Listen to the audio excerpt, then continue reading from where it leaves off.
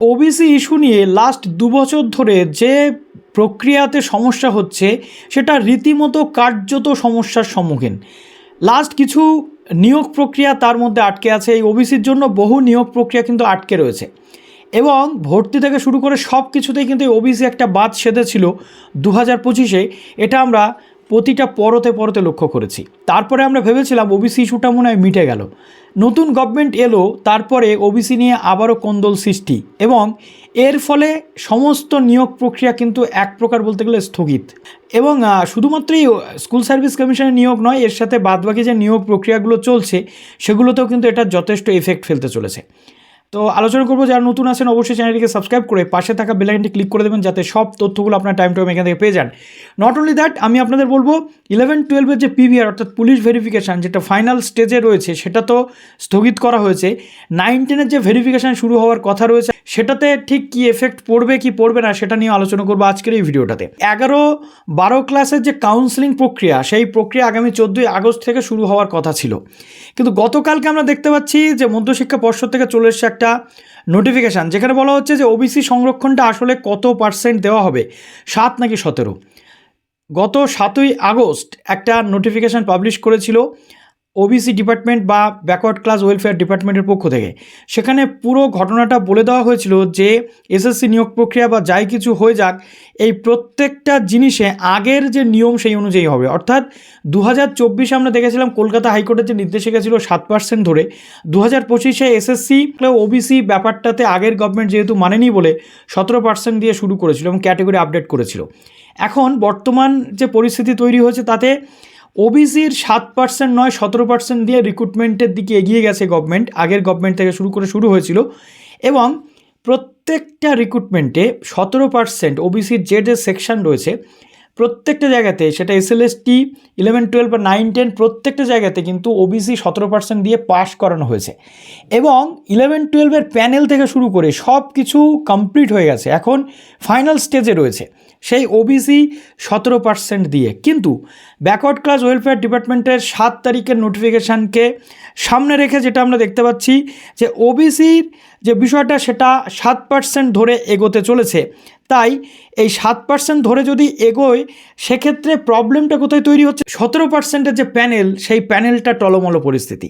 কেননা 17% ওবিসি মানে সেখান থেকে 10% কাট হবে, ওবিসিতে থাকবে 7%, আর 10%-এর যে বিষয়টা সেটা ঢুকে যাবে জেনারেলের দিকে। এখন অনেকের প্রশ্ন, অনেকে ওবিসি ছিলেন, ওই 17%-এর মধ্যে তারা চান্স পেয়েছেন, তাদের ওবিসির জন্য ইডব্লিউএস বাতিল হয়েছে, এখন তারা ইডব্লিউএস ফেরত পেতে চাইবে। ইডব্লিউএস থেকে শুরু করে এই প্রত্যেকটা জায়গাতে একটা ক্যাটেগরি ধরে ধরে যে সিটের ডিস্ট্রিবিউশন ছিল সেখানেও চেঞ্জ হবে। তাই এখন প্রশ্নের মুখে পড়েছে স্কুল সার্ভিস কমিশনের নিয়োগ। অনেকের বক্তব্য রয়েছে এরকম যে স্কুল সার্ভিস কমিশনের যে প্যানেল অলরেডি হয়ে গেছে সেই প্যানেল থাকবে না, সেই প্যানেলটা বাতিল হতে পারে, পুনরায় ইন্টারভিউ হতে পারে। কেননা ওবিসি 17%-এর জায়গায় না থাকলে 7% থাকলে সমস্ত প্যানেলটা এলোমেলো হয়ে যাবে, সমস্ত মেরিট লিস্ট থেকে শুরু করে সবটা এলোমেলো হয়ে যাবে। আবার পুনরায় নতুন করে এই যে এসএসসি নিয়োগ প্রক্রিয়া শুরু হতে পারে এবং এর ফলে যথেষ্ট সময় সাপেক্ষ বিষয় রয়েছে। একাদশ শ্রেণীর যে কাউন্সেলিং হয়ে যাওয়া 365 জন হবু শিক্ষকদের পুলিশ ভেরিফিকেশন হওয়ার কথা ছিল 12, 13 এবং 17 আগস্ট, সেখান থেকে এটা স্থগিত হয়ে গেল এবং দপ্তরের 7 আগস্টের ওবিসি সংক্রান্ত বিজ্ঞপ্তি অনুযায়ী পর্ষদ আপাতত এই প্রক্রিয়া স্থগিত রাখছে। সুপ্রিম কোর্টের নির্দেশে যেটা আমরা দেখতে পাচ্ছিলাম যে 31 আগস্টের মধ্যে নিয়োগ প্রক্রিয়া সম্পন্ন হওয়ার কথা ছিল, কিন্তু সেটা তো আর হচ্ছে না। সুপ্রিম কোর্টে এই নিয়ে পুনরায় এসএসসি এবং মধ্যশিক্ষা পর্ষদের পক্ষ থেকে বা গভর্নমেন্টের পক্ষ থেকে সময় কিন্তু চাওয়া হয়েছে, যেটা দেখা যাচ্ছে। এবং 14 আগস্ট থেকে বাকি যে বিষয়গুলোর কাউন্সেলিং শুরু হওয়ার কথা ছিল, এটাও যে বিষয় উঠে আসছে সামনে যে 9-10-এর ভেরিফিকেশান সেটাও শুরু হওয়ার কথা ছিল। এবার ওয়াকিবহাল মহল মনে করছে যেহেতু 11-12-এর এই ম্যাটারটা আপাতত স্টপ হয়ে গেছে, তাই 9-10-এর ওপরেও এর এফেক্ট পড়বে। সেটা অবশ্য স্কুল সার্ভিস কমিশনের পরবর্তী নির্দেশ না আসলে আমরা বুঝতে পারবো না, তার জন্য আমাদের আর কিছুটা দিন ওয়েট করতে হবে। স্কুল সার্ভিস কমিশনের অনেকের যে 9-10-এর ভেরিফিকেশান বা এই যে বিষয় এগুলো কিন্তু স্টার্ট হয়ে যাওয়ার কথা, প্রসিডিংস কিন্তু শুরু হয়ে গেছে। তো এখন সেই জায়গাতে কোপ পড়ছে কিনা সেটাও দেখার। তিনি জেনারেল সেক্রেটারি রয়েছেন ABRSM West Bengal school education এবং ন্যাশনাল এক্সিকিউটিভ মেম্বার তার পক্ষ থেকে। তিনি বলছেন SSC 2025 নিয়ে আতঙ্কিত হবেন না। OBC মামলা সংক্রান্ত বিষয় আপনারা সকলে জানেন। নতুন নিয়ম 7% অনুযায়ী নিয়োগ হবে এবং যেহেতু 17% হারে প্যানেল তৈরি হচ্ছিল, তাই নতুন করে 7% অনুযায়ী প্যানেল হবে।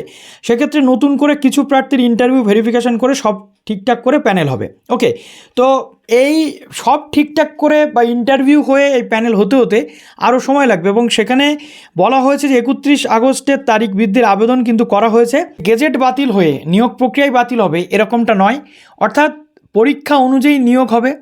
নিয়োগ বাতিল হচ্ছে না, কিন্তু প্যানেল যেটা হয়েছে সেই প্যানেল কিন্তু বাতিল হওয়ার প্রবল সম্ভাবনা রয়েছে, অর্থাৎ ইন্টারভিউ আবার পুনরায় হতে পারে এমন তথ্য উঠে আসছে। ওকে, তো এই নিয়ে আপনাদের কি বক্তব্য কমেন্টে জানাবেন। আর SLST 3-র জন্য যারা ওয়েট করছিলেন, এই নিয়োগ শেষ না হলে কিন্তু SLST 3 হবে না। ওকে, তো চলুন ভিডিওটা শেষ করুন। ভালো থাকুন সবাই, বেস্ট অফ লাক।